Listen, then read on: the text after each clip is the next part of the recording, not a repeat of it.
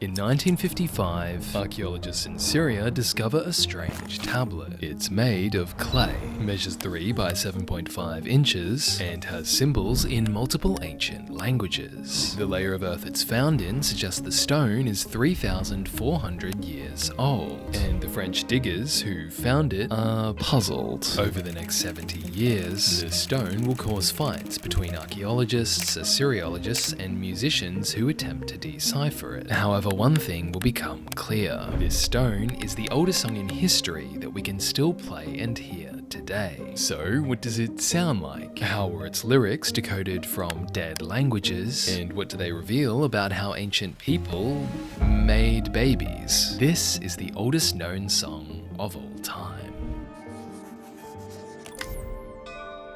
It's around 1400 BC, and a scribe named Hammurabi is completing a job. Hammurabi works at the royal palace of Ugarit, the center of a flourishing city where a language called Hurrian is spoken. To the west, Hittites control Anatolia, and the Assyrians grow powerful in east. However, Ugarit's port location makes it valuable for trade. As a result, the city grows rich, and scribes like Hammurabi get regular work. But sadly, this would not last. In 1350 BC, Hittite king Suppiluliuma invades from the west, followed by sea raiders from the ocean. Within 200 years, Hurrian becomes an extinct language, and Hammurabi's works, along with those of other scribes, are buried for 3,350 years. In the 17th excavation of the royal palace of Ugarit, French archaeologist Claude Schaeffer discovers the tablet. The tablet's left half, composed of light, cream-coloured clay, is in excellent condition. The right, however, is darker and sometimes illegible, so the stone is given to linguist and Hittitologist Emmanuel Laroche for restoration and interpretation. Laroche observes that the tablet's inscriptions use a style of writing called cuneiform, whereby wedge-shaped marks are cut into clay by a reed stylus, like this. As in English, the writing runs from left to right across the tablet, from the obverse, or front side, to the reverse, or back side. These 4 lines, which wrap around the edge, are written in Hurrian, in a dialect local to the city of Ugarit. With effort, they will be translatable. However, beneath the Hurrian and this double dividing line, these 6 other lines are written in a second language called Akkadian. Akkadian is a more formal language that came to Ugarit via trade and diplomacy with the Assyrians and Babylonians. Because of Akkadian's formality, it's actually better studied. It's easier to read, and gives Laroche his first clue. On the reverse side, this part, an inscription known as a colophon, reads, "This is a song in Nid Kablim, a Zaluzi, meaning a hymn, by none other than Hammurabi. Subscribe for Hammurabi." If his hymn is deciphered, it'll predate the oldest complete song we know of by at least 1,000 years. However, it's proving difficult to interpret.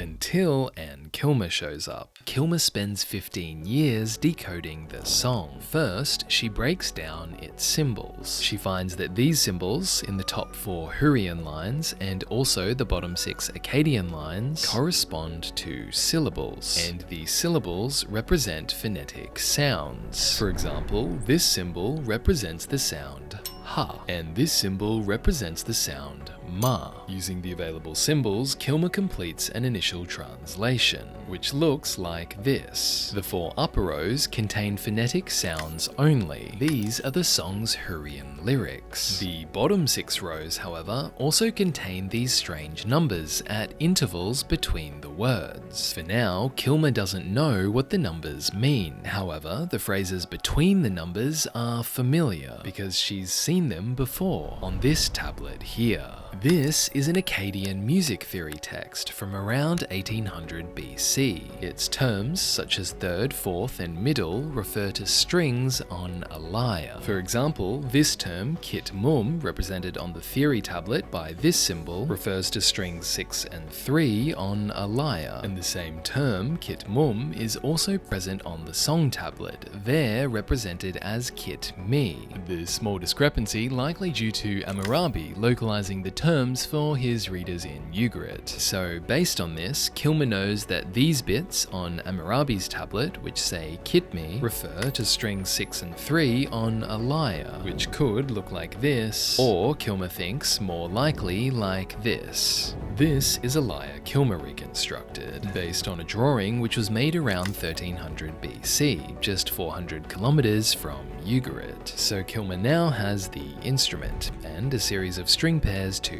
play on it. But this isn't enough to perform the song. She needs a final puzzle piece, and it arrives in 1968. 13 years after the song tablet is found, the British Museum unveils one final stone, which gives instructions for how to tune the lyre, and visually it's done like this. These are the tuning pins. You tune it by moving the pins back and forth. I'll play it for you.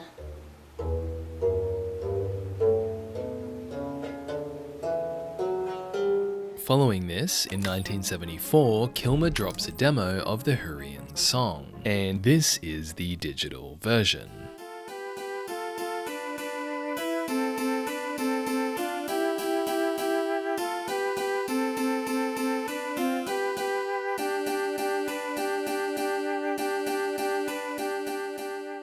While groundbreaking, this interpretation gets heavily criticized. You see, Kilmer interprets the numbers on the tablet as repeats that show how many times certain string pairs should be repeated, and as you can hear, this makes the music sound repetitive. Later, archaeomusicologist Richard Dumbrell and computer scientist and musician Will Fletcher argue that the numbers on the tablet don't represent repeats, but instead represent timing, showing the duration of each bar's final note. Dumbrell publishes his version, and today this is the most popular. I'll play the instrumental, then we'll get to the lyrics.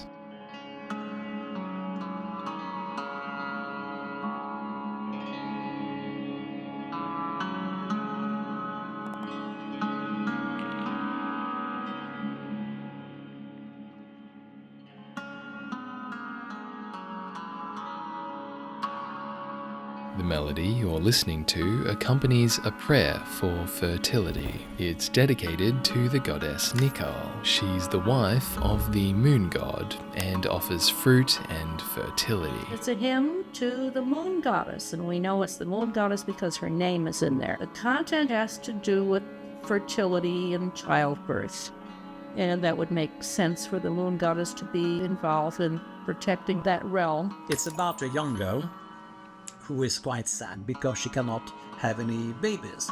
So therefore she goes at night to worship the goddess Nikal, who is the goddess of the moon, and she gives some offerings of sesame. She thinks she has sinned and asks for forgiveness. And this music totally suits the prayer of this young girl. Here it is, decoded by Dumbrell, sung by Lara Jokadar, and with English and Hurrian lyrics on screen.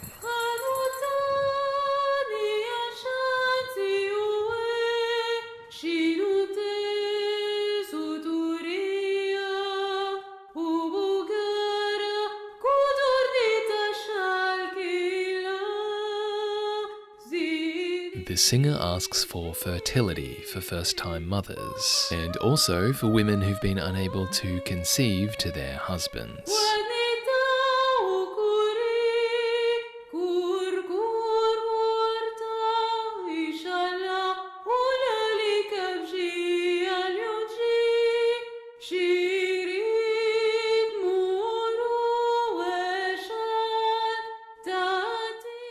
She extends our knowledge of music by over 1,000 years. For more stories of brilliant, flawed humans and their works, subscribe.